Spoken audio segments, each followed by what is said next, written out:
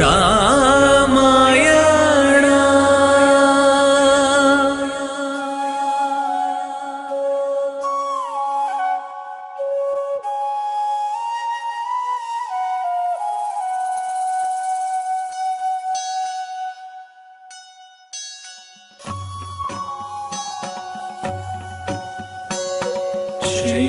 श्रीरामचन्द्र कृपालु भज मन हरण भव भय दारुणं नवकण्ड लोचन कञ्ज मुख करगण्ड बलगञ्जारुणं. श्रीरामचन्द्र कृपालु भज मन हरण भव भय दारुणं नवकण्ड लोचन कञ्ज मुख करगण्ड बलगञ्जारुणं.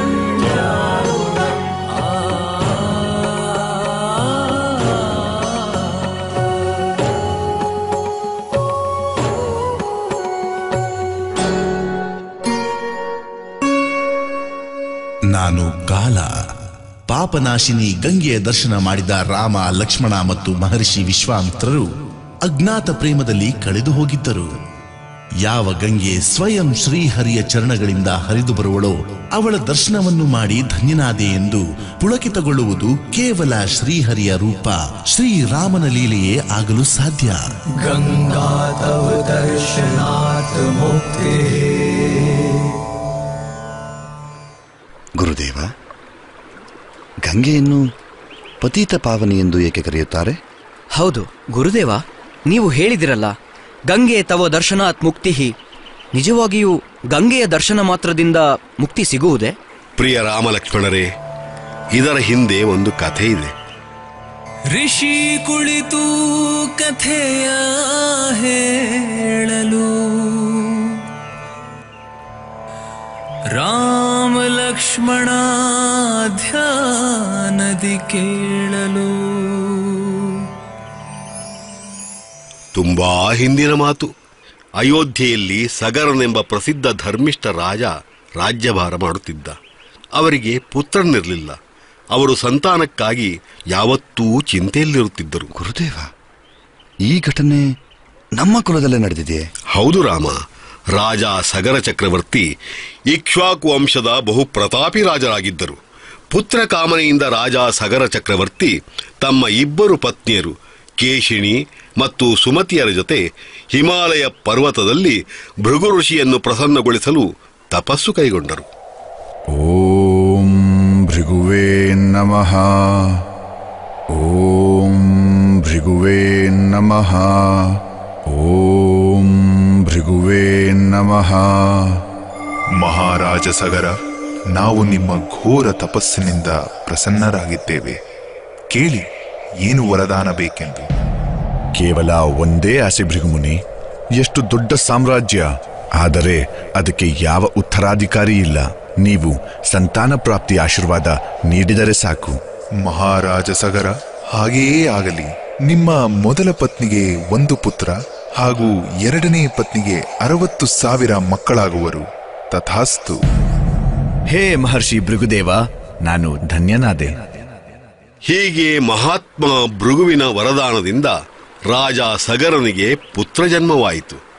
ಕೆಲವು ವರ್ಷಗಳು ಕಳೆದ ನಂತರ ಸಗರನಿಗೆ ಅಶ್ವಮೇಧಯಾಗ ಮಾಡುವ ಇಚ್ಛೆಯಾಯಿತು. ಯಜ್ಞ ಪ್ರಾರಂಭವೂ ಆಯಿತು. ಆದರೆ ಯಜ್ಞದ ಅರ್ಧದಲ್ಲೇ ಯಜ್ಞದ ಕುದುರೆಯನ್ನು ಇಂದ್ರ ರಾಕ್ಷಸನ ರೂಪದಲ್ಲಿ ಬಂದು ಕದ್ದೊಯ್ದನು. ಆಮೇಲೇನಾಯಿತು ಗುರುದೇವ? ಆಮೇಲೆ ಸಗರ ತನ್ನ ಎಲ್ಲಾ ಮಕ್ಕಳನ್ನೂ ಕುದುರೆ ಹುಡುಕಲು ಕಳುಹಿಸಿಕೊಟ್ಟನು. ರಾಜನ ಎಲ್ಲಾ ಮಕ್ಕಳು 4 ದಿಕ್ಕುಗಳಲ್ಲಿ ಹಬ್ಬಿ ಕುದುರೆಯನ್ನು ಹುಡುಕಲಾರಂಭಿಸಿದರು.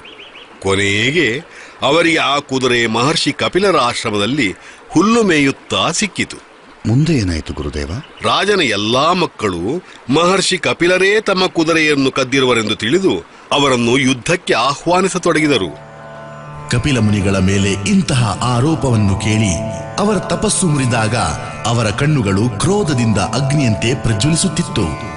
ಆಗ ಅವರ ಮುಂದಿದ್ದ ಸಗರ ಪುತ್ರರಿಗೆ ಭಯಾನಕ ಶಾಪವನ್ನು ಕೊಟ್ಟರು.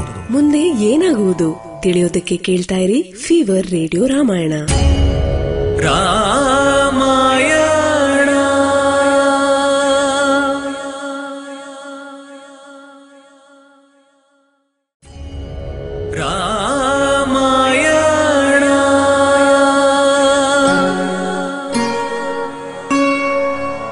ಕಪಿಲ ಮುನಿಗಳ ಮೇಲೆ ಇಂತಹ ಆರೋಪವನ್ನು ಕೇಳಿ ಅವರ ತಪಸ್ಸು ಮುರಿದಾಗ ಅವರ ಕಣ್ಣುಗಳು ಕ್ರೋಧದಿಂದ ಅಗ್ನಿಯಂತೆ ಪ್ರಜ್ವಲಿಸುತ್ತಿತ್ತು. ಆಗ ಅವರ ಮುಂದಿದ್ದ ಸಗರ ಪುತ್ರರಿಗೆ ಭಯಾನಕ ಶಾಪವನ್ನು ಕೊಟ್ಟರು. ಅಯೋಧ್ಯ ನರೇಶ ಸಗರ ಪುತ್ರರೇ, ನೀವೆಲ್ಲರೂ ನನ್ನನ್ನು ಅವಮಾನಿಸಿದ್ದೀರಾ, ನನ್ನ ತಪಸ್ಸನ್ನು ಭಂಗಗೊಳಿಸಿದ್ದೀರಾ. ಅದಕ್ಕಾಗಿ ನಿಮಗೆ ಇದೇ ಕ್ಷಣ ಇದೇ ಸ್ಥಳದಲ್ಲಿ ಭಸ್ಮವಾಗುವ ಶಾಪ ನೀಡುತ್ತಿದ್ದೇನೆ. ಈ ವಿಷಯದ ಸೂಚನೆ ಸಿಕ್ಕ ತಕ್ಷಣ ಮಹಾರಾಜ ಸಗರ ಚಕ್ರವರ್ತಿ ದುಃಖದಲ್ಲಿ ಮುಳುಗಿ ಹೋದನು. ಅವರಿಗೆ ಒಂದು ದಿನ ತಿಳಿಯಿತು, ಹಿಮಾಲಯ ಪುತ್ರಿ ಗಂಗೆಯನ್ನು ಧರೆಗೆ ಕರೆದು ತಂದರೆ ತಮ್ಮ ಮಕ್ಕಳ ಉದ್ಧಾರವಾಗುವುದೆಂದು, ಅವರೆಲ್ಲ ಶಾಪಮುಕ್ತರಾಗುವರೆಂದು. ಆದರೆ ಗಂಗೆಯನ್ನು ಧರೆಗೆ ತರುವ ಕಾರ್ಯ ಅಷ್ಟು ಸುಲಭವಾದ ಕಾರ್ಯವಾಗಿರಲಿಲ್ಲ. ಮೊದಲು ಸಗರ, ಆಮೇಲೆ ಅಂಶುಮನ, ಅವರಾದ ಮೇಲೆ ಮಹಾ ತೇಜಸ್ವಿ ದಿಲೀಪ ಎಲ್ಲರೂ ಸತತ ಪ್ರಯತ್ನ ಪಟ್ಟರೂ ಅವರಿಗೆ ಗಂಗೆಯನ್ನು ಕರೆತರಲಾಗಲಿಲ್ಲ. ಹಾಗಿದ್ದರೆ ಗಂಗೆಯನ್ನು ಧರೆಗೆ ಯಾರು ತಂದರು ಗುರುದೇವ? ಕೊನೆಗೆ ಈ ಕಾರ್ಯಕ್ಕೆ ಮಹಾರಾಜ ಭಗೀರಥನ ಜನ್ಮವಾಯಿತು. ಅವರು ತಮ್ಮ ಪಿತೃಗಳ ಉದ್ಧಾರಕ್ಕಾಗಿ ಈ ಕೆಲಸವನ್ನು ಮಾಡಿಯೇ ಮಾಡುತ್ತೇವೆಂದು ಪಣತೊಟ್ಟು ನಿಂತರು. ಅವರ ಸಂಕಲ್ಪ ದೃಢವಾಗಿತ್ತು. ಅದಕ್ಕಾಗಿ ಘೋರ ತಪಸ್ಸನ್ನು ಆಚರಿಸತೊಡಗಿದರು. ವಿಷ್ಣುಪಾದಾಬ್ಜ ಸಂಭೂತ ಗಂಗಾದ್ರಿಪದ ಕಾಮಿನಿ ಧರ್ಮದ್ರವೇತಿ ವಿಖ್ಯಾತೆ ಪಾಪಮೇಹರ ಜಾಹ್ನವಿ ಪುಷ್ಕರಾಧ್ಯಾನಿ ತೀರ್ಥಾನಿ ಗಂಗಾದ್ಯಾಹ ಸರಿತಸ್ಥತಾ ಅಹಘ್ಗಚಂತು ಪವಿತ್ರಾಣಿ ಧ್ಯಾನ ಕಾಲೇ ಸದಾ ಮಮಃ. ಭಗೀರಥ ಮಹಾರಾಜ ಸಾವಿರಾರು ವರ್ಷ ತಪಸ್ಸನ್ನು ಆಚರಿಸಿದರು. ಕೊನೆಗೆ ಮಾತೆ ಗಂಗೆ ಪ್ರತ್ಯಕ್ಷಳಾಗುತ್ತಾಳೆ. ಮಹಾರಾಜ ಭಗೀರಥ, ನಾನು ನಿಮ್ಮ ತಪಸ್ಸಿನಿಂದ ಪ್ರಸನ್ನಳಾಗಿದ್ದೇನೆ. ಹೇಳಿ, ನಿಮಗೇನು ಬೇಕು? ತಾಯಿ, ನನ್ನ 60,000 ಪೂರ್ವಜರು ಕಪಿಲ ಮುನಿಯ ಶಾಪದಿಂದ ಭಸ್ಮವಾಗಿ ಹೋಗಿದ್ದಾರೆ. ನಿಮ್ಮ ಸ್ಪರ್ಶದಿಂದ ಅವರಿಗೆ ನೀವು ಮುಕ್ತಿ ಕೊಡಿಸಬಲ್ಲಿರಿ. ನನ್ನ ಪ್ರಾರ್ಥನೆಯನ್ನ ಸ್ವೀಕರಿಸಿ ಧರೆಗಿಳಿದು ಬಂದು ನನ್ನ ಕುಲವನ್ನ ಉದ್ಧರಿಸು ತಾಯಿ, ಉದ್ಧರಿಸು. ಭಗೀರಥ, ನಾನು ವಿಷ್ಣುಪಾದದಿಂದ ಪೃಥ್ವಿಗೆ ಇಳಿಯಬಲ್ಲೆ. ಆದರೆ ನನ್ನ ಪ್ರವಾಹದಿಂದ ಪೃಥ್ವಿ ಛಿದ್ರವಾಗಬಹುದು. ಅದಕ್ಕೆ ಮಹಾದೇವ ಶಿವನ ಆರಾಧನೆ ಮಾಡಿ ಅವರು ನನ್ನನ್ನು ತಮ್ಮ ಶಿಖೆಯಲ್ಲಿ ಸ್ಥಾಪಿಸಿ ಪೃಥ್ವಿಗೆ ಬಿಡಲು ಪ್ರಾರ್ಥಿಸಿ. ರಾಜ ಭಗೀರಥ ಮತ್ತೆ ಮಹಾದೇವನನ್ನು ಕುರಿತು ತಪಸ್ಸು ಕೈಗೊಂಡು ಶಿವನನ್ನು ಪ್ರಸನ್ನಗೊಳಿಸಿದ. ಆಗ ಮಹಾದೇವ ಗಂಗೆಯನ್ನು ತಮ್ಮ ಜಟೆಗಳಿಂದ ತಡೆದು ಪೃಥ್ವಿಗೆ ಬಿಟ್ಟರು. ಆಗ ಪತಿತ ಪಾವನಿ ಗಂಗಾ ಪೃಥ್ವಿಯೆಡೆ ಹರಿಯತೊಡಗಿದಳು. ಗಂಗಾ ತವ ದರ್ಶನಾತ್ ಮುಕ್ತಿ. ಪಾಪನಾಶಿನಿ ಗಂಗೆ ಹರಿದು ಭಗೀರಥನ ಎಲ್ಲ ಪೂರ್ವಜರ ಉದ್ಧಾರ ಮಾಡಿದಳು. ಭಗೀರಥ ಗಂಗೆಯನ್ನು ಪೃಥ್ವಿಗೆ ಕರೆತಂದ ಕಾರಣ ತಾಯಿಯನ್ನು ಭಾಗೀರಥಿ ಅಂತಲೂ ಕರೆಯುತ್ತಾರೆ. ಗುರುದೇವ, ಇದು ನಮ್ಮ ಸೌಭಾಗ್ಯ. ನಿಮ್ಮ ಕೃಪೆಯಿಂದ ನಮಗೆ ಜೀವಗಂಗೆಯ ದರ್ಶನವಾಗಿದೆ. ಹೌದು ಗುರುದೇವ, ಎಂತಹ ಅದ್ಭುತ ಈ ಗಂಗೆ, ಎಂತಹ ಅಲೆಗಳು! ಮನೋಹರವಾಗಿದೆ ಈ ದೃಶ್ಯ. ಲಕ್ಷ್ಮಣ, ಪೂರ್ಣ ಪುಣ್ಯ ಗಂಗೆಯಲ್ಲಿ ಸ್ನಾನ ಮಾಡಿದಾಗಲೇ ಸಿಗುವುದು. ಸಾಕ್ಷಾತ್ ಶ್ರೀಹರಿಯ ಅವತಾರ ಶ್ರೀರಾಮ, ಶೇಷನ ಅವತಾರ ಲಕ್ಷ್ಮಣ ಮತ್ತು ಬ್ರಹ್ಮ ಋಷಿ ವಿಶ್ವಾಮಿತ್ರರು ಆ ಪಾವನ ಗಂಗೆಯನ್ನು ಕೊಂಡಾಡಿ ಆ ತೀರ್ಥದಲ್ಲಿ ಸ್ನಾನ ಮಾಡುವ ದೃಶ್ಯ ನೋಡಿದವನೇ, ಊಹಿಸಿಕೊಂಡವನೇ ಧನ್ಯ. ಆಹಾ, ಪಾಪನಾಶಿನಿಯಲ್ಲಿ ತಮ್ಮ ಸ್ಪರ್ಶ ಮಾತ್ರದಿಂದ ಅಹಲ್ಯೆಗೆ ಜೀವ ಪ್ರದಾನ ಮಾಡಿ ಮುಕ್ತಿ ಕೊಡಿಸಿದ ಶ್ರೀರಾಮ ಸ್ನಾನ ಮಾಡುತ್ತಿದ್ದರು ಅನ್ನುವ ಕಲ್ಪನೆಯೇ ರಮಣೀಯವಾದದ್ದು. ಪ್ರಭು ಋಷಿ ಸಂಗ ಮಾಜನ ಮಾಡಿ ಭಾಗೀರಥಿಗೆ ವಂದನಾ. ರಾಮ ಮುಂದೆ ಪ್ರಯಾಣ ಬೆಳೆಸಲು, ರಾಮ ಮುಂದೆ ಪ್ರಯಾಣ ಬೆಳೆಸಲು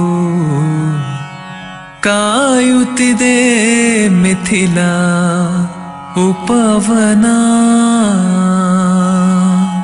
ಮತ್ತೊಮ್ಮೆ ಭೇಟಿಯಾಗೋಣ. ಪ್ರತಿದಿನ ಕೇಳ್ತಾ ಇರಿ ಫೀವರ್ ರೇಡಿಯೋ ರಾಮಾಯಣ. ಆದರೆ ಮನಪಾವನ ಜಗಪಾವನ. ರಾಮಾಯ